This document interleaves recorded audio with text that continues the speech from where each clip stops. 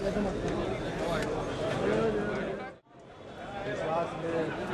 Right.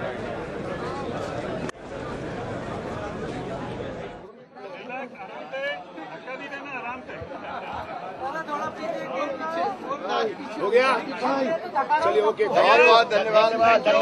धीरे धीरे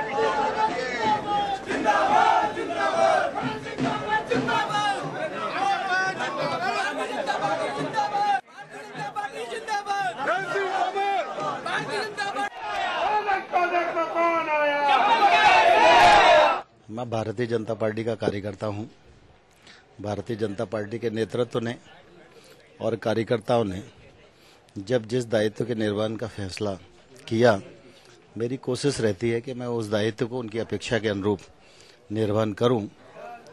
राष्ट्र में या राज्य में दोनों स्थानों पर पार्टी का काम है और दोनों ही स्थान पर काम करते हुए पार्टी को विस्तारित करने की जवाबदारी किसी भी पदाधिकारी की होती है।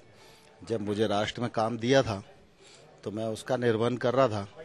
आप पार्टी ने फैसला किया है कि मैं राज्य में जाऊं, तो मैं निश्चित रूप से पार्टी की अपेक्षा के अनुरूप, कार्यकर्ताओं की अपेक्षा के अनुरूप, यहाँ की आवश्यकता के अनुरूप अपने दायित्व का निर्वहन करूंगा। अब ये फैसला लेना है तो फैसले लेने वाले ही इस मामले में जवाब दे सकते हैं। मैं तो कल भी दिल्ली में नहीं था, परसों भी दिल्ली में नहीं था। अपने जो दायित्व था उसके कारण भुवनेश्वर में था। लेकिन प्रभात जी हमारे अध्यक्ष थे, मेरे बाद ही वो अध्यक्ष बने। उन्होंने बहुत ही मेहनत से पार्टी का काम किया। अब पार्टी ने फैसला लिया है तो मैं दायित्व का निर्वहन करूँगा। नहीं, स्वाभाविक रूप से देखिए क्या है कि मैं कुछ नहीं करता हूँ। जो भी कुछ भारतीय जनता पार्टी में होता है वो भारतीय जनता पार्टी के कार्यकर्ता करते हैं। तो मेरी कोशिश होगी कि कार्यकर्ताओं के साथ मिलकर, उनके साथ कदम से कदम, कंधे से कंधा मिलाकर पार्टी को और मजबूत बनाने के लिए काम करूं। ये उनका बड़प्पन है कि मैं बहुत लंबे समय से उनके साथ काम कर रहा हूं। उनका स्नेह है, उनका विश्वास है, यही मेरे जीवन की सबसे बड़ी पूंजी है। मध्य प्रदेश अपना गृह प्रांत है।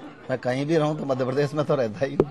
2013 के लिए निश्चित रूप से हम सबकी बड़ी जवाबदारी है और मध्य प्रदेश भारतीय जनता पार्टी के सब कार्यकर्ता मिलकर 2013 मिशन को विजय प्राप्त करेंगे। देखिए, दरअसल क्या है, संघ हमारा मतलब एक तौर से मार्गदर्शक संगठन है और निश्चित रूप से हम वैचारिक दृष्टिकोण के आधार पर भी और अन्य मामलों में भी संघ से विचार विमर्श करते हैं।